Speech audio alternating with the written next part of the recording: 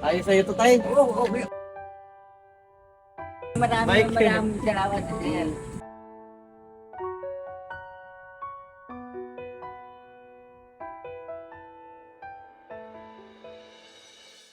Yun. So si tatay po kasi kanina nakita ko sa sa may kalsada. Bit-bit yung mga kalakal niya dun sa single niyang Sa bike bike. ko nakasakay. Po? O, yung boss sa bike na ko nakasakay mga kalakal. Oh, ilang taon na po ninyo nagawin? Ay, nung hindi pa na ako bigay, nagkakuha na ako niyan eh. Ah, yun na po talagang hanap buhay ninyo. Ayun po, sanay po ako sa Maynila yung ganyan eh. Kalakal ako. Tsaka wala pong matanggap sa akin ng trabaho, matanda na ako. Mhm. Opo. Di yung pang-araw-araw po ninyo pagkain. Ay, pag minsan ay, pag wala, nagati siya. Pag meron, pag minsan meron din po nagabigay sa akin. Mag-isa lang po kayo sa buhay ninyo. Opo, wala po akong kasama dito. Mhm. Ayun pong wala taga this marketing, tinulungan din ako, binigyan ako ng pagkain. Isang bag. Nakita ako yung nalakal din eh. Oo. So naawa po ako kay tatay kanina kasi na ang tindi ng init po sa kahabaan ng kalsada. Oo. Tapos bit-bit niya yung nandun sa bike niya nakasakay yung Sakay ko mga yung kalakal. bike, yung karton at saka yung bakal. Mhm. Ako ay ko si Bayani Manggubat. Ah, Bayani Manggubat. Oo. Ako po yung tunay ko pangalan ay kaya ako tinawag ng Bayani ay yung si Rizal December 30. Rizal Day. Ah, Rizal Day kaya po Bayani. Oo, kaya ba tinawag ko ng Bayani. Pero Rizal ang pangalan ko. December 30. Ay, kaya, hindi ka na maraming salamat. hindi ka na mahirapan dito. Maraming salamat po. Opo.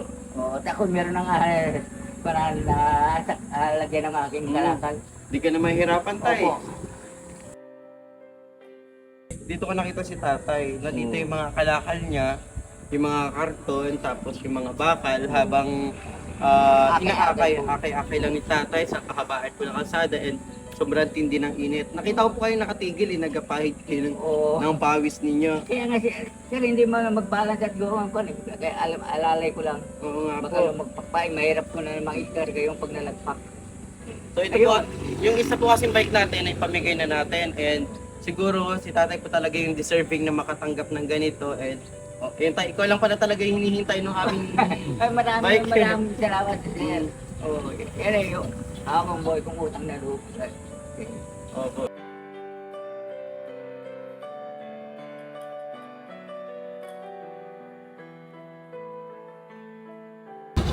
Saan to galing? Ay, yung nagbakla sila, nagpalit ng kwan ito. Binili ninyo? Liter na, bigay lang sa akin ng Ah, bigay na. Hindi ako nabili, hindi ako bumibili. Baka wala akong bakit. Saka, ito na po, sa Gloria ko pa ginagano. Ah, sa Gloria pa din. Wala dito binibili. So ito po yung mga napulot ng tatay or mga binibigay po ng mga tao sa kanya. Nagbibili lang sa akin.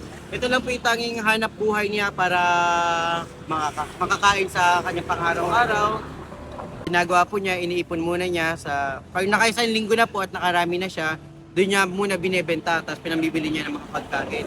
Paano ngayon tayo pagkain niyo ngayong araw na to?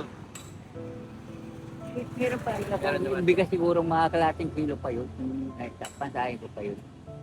Ilang taon na kayo pala tayo? 70 na ako ngayon. Ah, 70! Oo, 70 na ako 70 na tatay, malakas pa. So yun din po nga ni tatay, imbis na manghingi o manglimos, maghanap buhay na lamang po kahit hindi ganun kadali yung buhay o yung trabaho. Maganda yung sa pinagpawisan po, yung kakainin ko sa gasol. Hindi nyo na magagamit yung bike ninyo. Hindi na kayo makakapagsakay ng mabibigat. Ay, saka 2 buwan lang, sira na ulit ka. Opo. 150 lang ang kilo nito. Ng karton. Yung karton, Mga ilang kilo na kayong karton eh? mga 5 lang. Eh, ito, kasama pa rin. Ang 150 peso palaki.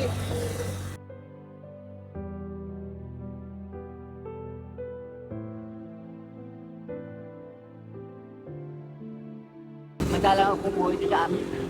May natulugan din ba kayo? Natulugan ko yung natulugan ko, binaklas na bubok.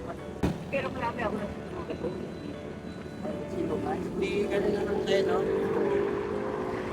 Hindi, nabigay ako sa inyo tayo. Kasi, Pambili nyo ng pagkain. Ano po? maraming salamat po. Ibo tayo. Mag-ingat po kayo palagi ah. Bili nyo ng pagkain niyo tayo. Bigas. Eh, dito Alam po, na lang. Maki. Ang laki ng utang na loob sa inyo. Wala pong ano man. Ito po'y para sa inyo talaga.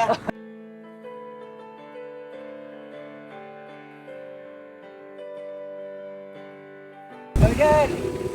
Maraming salamat sa inyo!